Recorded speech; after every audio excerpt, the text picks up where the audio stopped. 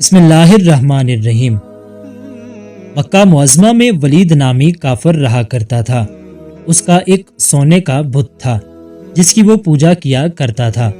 ایک دن اس بت میں حرکت پیدا ہوئی اور وہ کہنے لگا، لوگو محمد اللہ کے رسول نہیں ہیں، اس کی تصدیق مت کرنا، معاذ اللہ۔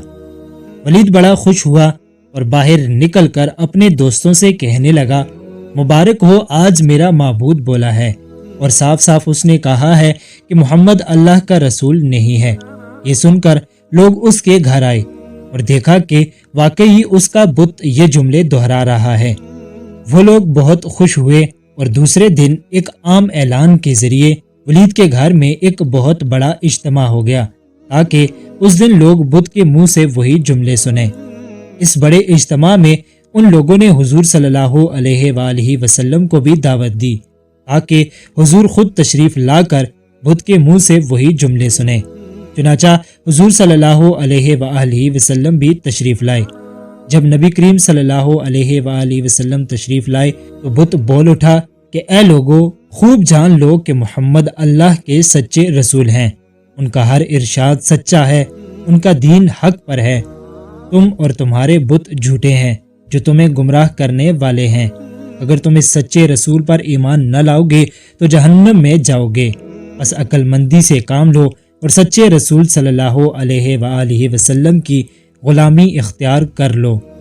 بت کی یہ باتیں سن کر ولید بڑا گھبرایا اور اپنے معبود کو پکڑ کر زمین پر دے مارا اور اس کے ٹکڑے ٹکڑے کر دیے۔ حضور صلی اللہ علیہ وآلہ وسلم فاتحانہ طور پر واپس ہوئے تو راستے میں ایک گھڑ سوار جو سبز پوش تھا حضور صلی اللہ علیہ وآلہ وسلم سے ملا۔ اس کے ہاتھ میں تلوار تھی جس سے خون ٹپک رہا تھا۔ حضور صلی اللہ علیہ وآلہ وسلم نے فرمایا، تم کون ہو؟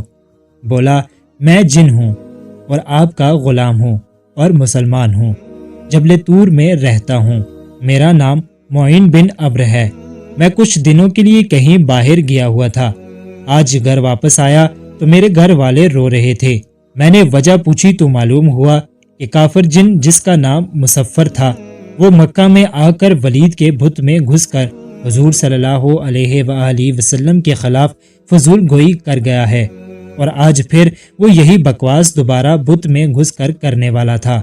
اس سے پہلے وہ آپ کے متعلق بکواس کرتا، یا رسول اللہ صلی اللہ علیہ وآلہ وسلم، مجھے سخت غصہ آیا، میں تلوار لے کر اس کے پیچھے دوڑا اور اسے راستے میں قتل کر دیا، پھر میں خود ولید کے بت میں گھس گیا اور اب جو کچھ کہا میں نے کہا۔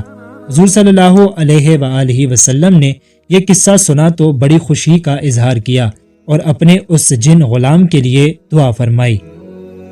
ویڈیو اچھی لگے تو ایک لائک ضرور کر دیں۔ مزید ایسی ہی ویڈیوز دیکھنے کے لیے ہمارے چینل کو سبسکرائب کرنا نہ بھولیں۔